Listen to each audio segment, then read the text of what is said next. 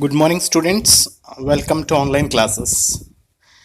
Precaution on COVID 19. Drink warm water daily. Frequently drink hot tea or coffee and sanitize your hands regularly. Take nutrients food to improve your immunity. Then you can win. Stay home. Be safe. Okay. In previous class, we discussed about that Fleming's left-hand rule, electric motor, principle of electric motor, and construction and working of electric motor. These are we discussed in a previous class, and today we discussed about that electromagnetic induction. What is electromagnetic induction? Fleming's right-hand rule and generator, its principle, and if possible we discussed about the construction and working of generator also. Okay. Commercial motor use commercially कैसे use में होता है? An electromagnet is placed of permanent magnet. So electromagnet use में लिया जाता है commercial motor use में permanent magnet की जगह. Okay. Second, large number of turns of the conducting wire in the coil. Large number of turns use करते हैं क्योंकि जितना नंबर ऑफ टर्न्स यूज करेंगे उतना ही that is magnetic field formation होगा फिर. ओके इसीलिए. And third, a soft iron core on which coil is wound plus the coils is called armature. Armature का डेफिनेशन बता रहे हैं. देखो, ए सॉफ्ट आयरन कोर, एक आयरन कोर सॉफ्ट होता है, उसके अंदर कॉइलिंग किया जाता है, वुंडेड किया जाता है कॉइलिंग करके. Okay. Next, this enhance the power of the motor. यानी आपको पूछेंगे कि आर्मेचर का वर्क क्या करता है, जो तो enhance the power of the motor. So enhance यानी इंक्रीज करता है पावर को, मोटर का पावर इंक्रीज करता है. This is about the commercial motor use. ये भी इंपॉर्टेंट है, 4-5 years बैक बोर्ड एग्जाम्स में पूछा हुआ है ये क्वेश्चन भी फिर. ओके. और यूज कहाँ पर है? That is heart and brain in human body have significant magnetic field. और हार्ट और ब्रेन में ये यूज में लिया जाता है. सो एमआरआई टेस्ट, एमआरआई कराते हैं बॉडी पे, जैसे magnetic resonance imaging, that is image of internal organs. Internal organs का इमेज देखते हैं बॉडी का, can obtain using magnetic field of an the organ. Okay. So this is about the commercial motor use. और एक galvanometer के बारे में बताया. आपने पढ़ चुके हैं एमीटर और वोल्ट मीटर के बारे में, और गैल्वेनोमीटर के बारे में देख रहे हैं हम. Instrument that can be detect the presence of current in a circuit. It's also detect the direction of the current. So current उस प्रेजेंस है सर्किट के अंदर या नहीं है, ये पता करने के लिए गैल्वेनोमीटर इंस्ट्रूमेंट्स यूज में लिया जाता है. And also the helps to detect the direction of current. Direction of current को फाइंड आउट करने के लिए भी गैल्वेनोमीटर ही यूज में लिया जाता है फिर. Okay. This is about that galvanometer. Electromagnetic induction definition है, देखना. Where a conductor is placed in a changing magnetic field, some current is induced in it. Such current is called induced current, and the phenomenon is called electromagnetic induction. So definition 1 mark question है. इसका definition बता रहे हैं कि कोई भी conductor है वो किसके बीच में रखेंगे? मैग्नेटिक फील्ड के बीच में, और ये चेंजिंग होता रहना चाहिए मैग्नेटिक फील्ड. सो उसके अंदर एक इंड्यूस करंट फॉर्मेशन होता है. So induced current यानी without battery, by the help of the magnet and conductor. So magnetic field change होने के कारण एक formation होता है current, तो उसको हम बोलते हैं induced current, and this phenomenon is called as a electromagnetic induction. One activity which shows that induced current formation. Okay. first है, इसके अंदर कॉइलिंग किया है कॉपर वायर को, तो both that end of the coil is connected to an galvanometer. So coil की पास में हम बार मैग्नेट रखेंगे. दैट इज फर्स्ट पॉइंट है, देखना. Magnet move into the coil. सबसे पहले हम मैग्नेट को मूव करेंगे कॉइल के अंदर. What will that effect shows? Momentary deflection in G यानी galvanometer. So momentary deflection show करेगा, यानी राइट साइड डिफ्लेक्शन करेगा, फिर उसके बाद 0 पे आएगा. This indicating the presence of current. इससे हमें पता चल रहा है कि करंट इसके अंदर है, क्योंकि गैल्वेनोमीटर का डेफिनेशन बताया था which helps to find out the presence of current and direction of current. Okay, तो second point, magnet kept stationary inside the coil, no deflection. अगर अंदर हम मूवमेंट करा रहे हैं मैग्नेट को कॉइल के अंदर, तब तो डिफ्लेक्शन शो करेगा राइट साइड की तरफ। अगर हम मैग्नेट को मूवमेंट नहीं करेंगे, एक स्टेशनरी रख देंगे पास में, कॉइल के पास में, तो डिफ्लेक्शन शो नहीं करेगा। So third point, magnet is withdrawn momentary deflection in G but in opposite direction of first case. So अगर हम कॉइल से दूर लेके जाएंगे बार मैग्नेट को, तो मूवमेंट कराएंगे, तो वो क्या होगा, डिफ्लेक्शन शो होगा but opposite to the direction of first case. जो फर्स्ट केस में राइट साइड डिफ्लेक्शन शो किया था, सेकंड केस में क्या शो होगा, लेफ्ट साइड में डायरेक्शन शो होगा फिर वो। Okay, this is about that electromagnetic induction, मतलब इंड्यूस्ड करंट फॉर्मेशन होता है जो फिर। सो देखो इसमें विदाउट बैटरी करंट प्रेजेंस हो रहा है जो बता रहा है फिर, by the help of only coil, copper coil and then magnet. ये एक्टिविटी भी शो कर रहा है इंड्यूस करंट फॉर्मेशन करता है जो सेकेंडरी कॉइल के अंदर। सो डायग्राम देखो, कॉइल फर्स्ट है, कॉइल सेकेंड है। कॉइल फर्स्ट को हम बोलते हैं प्राइमरी कॉइल, कॉइल सेकेंड को हम बोलते हैं सेकेंडरी कॉइल। कॉइल फर्स्ट को हम बैटरी से कनेक्ट किया है प्लग की के साथ, और कॉइल सेकेंड को हम गैल्वेनोमीटर को कनेक्ट किया है। और ये जो वुंडेड किया गया है कॉपर वायर कॉइल बनाया है जो, सो उसके ऊपर एक पेपर है, ये रोल पेपर को रोल करके उसके ऊपर वोंड किया है फिर। ओके, क्योंकि पेपर के ऊपर, क्योंकि paper is a bad conductor of electric current है। अगर हम आयरन वगैरह कुछ लेते हैं तो गुड कंडक्टर है, तो कॉइल फर्स्ट में जो करंट फ्लो होता है, कॉइल सेकंड में भी करंट फ्लो हो जाता है फिर। इसलिए हमने क्या करा, इसमें कॉइल वुंडेड किया है ना, वो है किसके ऊपर किया है, एक पेपर के ऊपर, रोलिंग पेपर के ऊपर किया है फिर। ओके, डायग्राम में है। फर्स्ट देखो, स्विच ऑन करना है, momentary deflection in ji.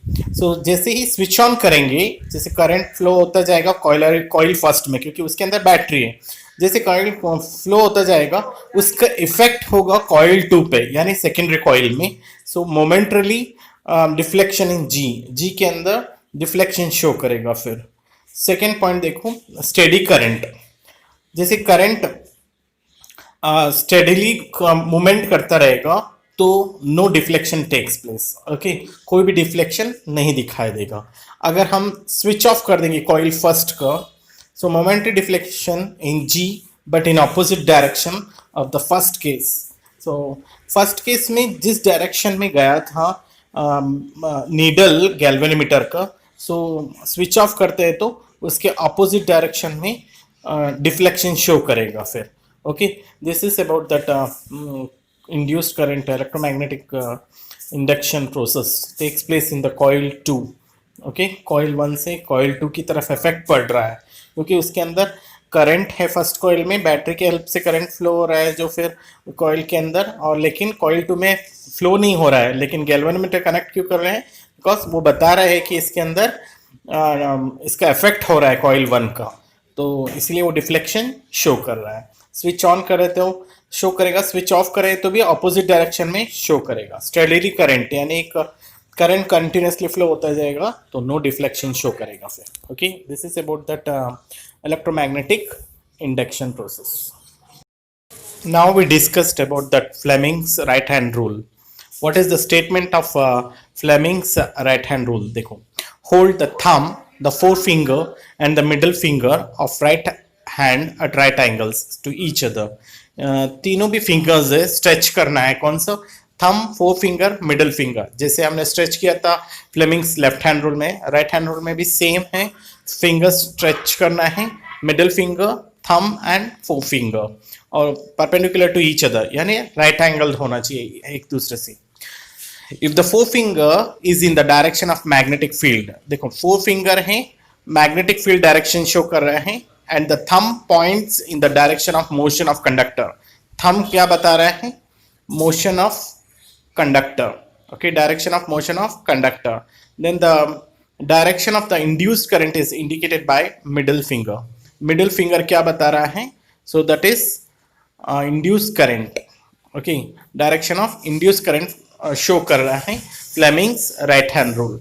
This is about the diagram. देखो डायग्राम में भी सेम बता रहा है, थंब शो कर रहा है मूवमेंट ऑफ कंडक्टर, यानी direction of motion of conductor है, थंब शो कर रहा है जो, और ये फोर फिंगर शो कर रहा है डायरेक्शन ऑफ मैग्नेटिक फील्ड, और ये जो मिडिल फिंगर शो कर रहा है जो direction of induced current. Okay, this is about the Fleming's right hand rule. ये राइट हैंड ही यूज में लेना चाहिए जब ये रूल्स बताते हैं, याद रखना है और गलत मत लिखना है।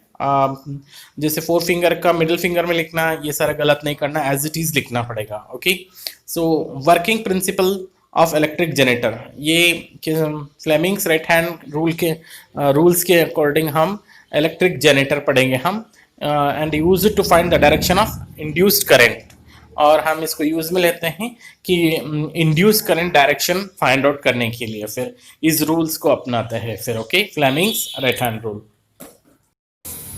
इलेक्ट्रिक जनरेटर डेफिनेशन देखना है इलेक्ट्रिक जनरेटर का।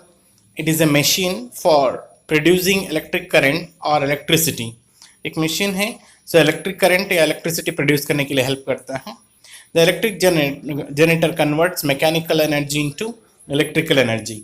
सो इलेक्ट्रिक जनरेटर क्या करता है, it converts mechanical energy into electrical energy. Electric motor इसके अपोजिट वर्क करता है, mechanical energy into electric, that is electrical energy से मैकेनिकल एनर्जी काम करता है इलेक्ट्रिक मोटर, और जनरेटर है मैकेनिकल एनर्जी से इलेक्ट्रिकल एनर्जी कन्वर्ट करता है। ओके, अब देखेंगे हम principal of electric generator, specially AC generator. AC means alternate current generator. In an electric generator, mechanical energy is used to rotate a conductor in a magnetic field to produce electricity. एक mechanical energy produce करेंगे, क्यों? To rotate conductor in a magnetic field. So हम rotate करने के लिए coil को mechanical energy से work कराते हैं हैंड से यूज करते हुए, और ये रोटेट होने लगता है तो मैग्नेटिक फील्ड प्रोड्यूस होगा, फिर उस मैग्नेटिक फील्ड से जनरेट करेगा electricity. Generator works on the principle of electromagnetic induction. Generator किसके ऊपर वर्क करता है? On the principle of electromagnetic induction. When a closed coil is rotated in a uniform magnetic field with its axis perpendicular to the magnetic field, the magnetic field lines passing through the coil change and induced EMF is set up. The principle behind the electric generator is based on Fleming's right hand rule. ये किस basis के ऊपर work कर रहा है? Fleming's right hand rule के basis के ऊपर। एक क्लोज्ड कॉइल है, रोटेट होता है यूनिफॉर्म में, सो मैग्नेटिक फील्ड के परपेंडिकुलर में वर्क करेगा, तो मैग्नेटिक फील्ड लाइंस पास होता है कॉइल के अंदर, क्योंकि परपेंडिकुलर होगा तभी ही कॉइल पास होता है मैग्नेटिक फील्ड। ओके, सो एक इंड्यूस्ड ईएमएफ सेटअप होता है, यानी इंड्यूस्ड ईएमएफ यानी इंड्यूस्ड करंट सेटअप होता है, सो तभी दैट इज वर्क करेगा generator, that is mechanical energy into electrical energy. Okay, ये किस बेसिस के ऊपर वर्क करे पूछेंगे तो फ्लेमिंग्स राइट हैंड रूल, और प्रिंसिपल आपको लिखना है व्हेन ए क्लोज्ड कॉइल से। ओके, इंपॉर्टेंट है ये भी, प्रिंसिपल जो पूछेंगे वही लिखना है, और व्हाट इज इलेक्ट्रिक जनरेटर पूछेंगे तो आपको ये लिखना है generator converts mechanical energy into electrical energy. Okay, अब देखेंगे हम कंस्ट्रक्शन ऑफ जनरेटर। इसमें फील्ड मैग्नेट होता है, आर्मेचर होता है, स्लिप रिंग्स होता है, ब्रशेस होता है, गैल्वेनोमीटर होता है। ये सारे जो प्रेजेंट्स होते हैं कंस्ट्रक्शंस जनरेटर में। सबसे पहले हम देखेंगे field magnet. It is a strong horseshoe shaped permanent magnet with concave poles. Concave poles बाहर की ओर फुला हुआ रहता है, कॉन्केव पोल्स मतलब, सो एक परमानेंट स्ट्रॉन्ग मैग्नेट रहता है, दैट इज फील्ड मैग्नेट है। सेकेंड है armature. Armature means ABCD is a rectangular coil, आपको डायग्राम में दिख रहा है, देखो ABCD है, रेक्टेंगुलर कॉइल है, that is armature coil. It consist of a large number of turns of insulated copper wire wound on a soft iron cylindrical core. So इसको क्या करते हैं, लार्ज नंबर ऑफ टर्न्स किसका, insulated copper wire wounded किया रहता है, किसके ऊपर, ABCD कॉइल के ऊपर, जो रेक्टेंगुलर कॉइल है ना उसके ऊपर इंसुलेटेड कॉपर वायर वॉन्डेड किया जाता है on A soft iron cylindrical core, that is called as the armature. Third, a slip rings. These are two brass rings R1 and R2 rigidly connected to the two ends of the armature coil. As coils rotate, slip rings also rotates. देखो diagram में देखना, R1 R2 slip rings है. हम electric motor में split rings पढ़ा था, इसमें slip rings है, SLIP. ओके, सो इसमें फुल होता है, उसमें स्प्लिट रिंग हाफ होता है, इसमें दोनों दो फुल होता है. R1 R2 that is two brass rings होता है, कनेक्टेड रहता है to ends of armature coil. दो आर्मेचर कॉइल में कनेक्टेड रहता है. अलग अलग डायग्राम देखना R1 and R2. As coil rotate slip ring also rotate. जैसे कॉइल रोटेट होगा स्लिप रिंग्स भी रोटेट करेगा. नेक्स्ट है brushes. These are two graphite rods B1 and B2 which are kept pressed against the slip rings R1 and R2. Through these brushes, the current induced in the armature coil is sent to the external circuit. देखो ये brushes है, ये किससे बना हुआ रहता है? Graphite से. सो ये हेल्प करता है जो कंडक्टिंग इलेक्ट्रिसिटी को. सो विच आर केप्ट प्रेस्ड. किसको प्रेस करके रखता है? R1 R2 स्लिप रिंग्स को प्रेस करके रखता है ये. और ये ब्रशेस इंड्यूस्ड करंट आर्मेचर से जो फॉर्मेशन होता है जो एक्सटर्नल सर्किट में पास करता है फिर ब्रशेस का function. Okay, so next fifth thing, axle. The slip rings are placed on the axle which is made to rotate freely from an external source. slip rings किससे connected रहता है? Excel से connected रहता है, क्योंकि वो easily freely rotate हो सकता है एक्सटर्नल फोर्स में से, सोर्सेस से. ओके, नेक्स्ट सिक्स है गैल्वेनोमीटर. आपको पता है to measure the current the outer ends of the brushes are converted to the galvanometers, that is to find out that presence of current and direction of current. Okay, this is about that construction of generator.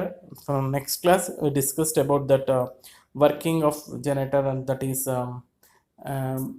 AC generator है और domestic circuits discuss करेंगे.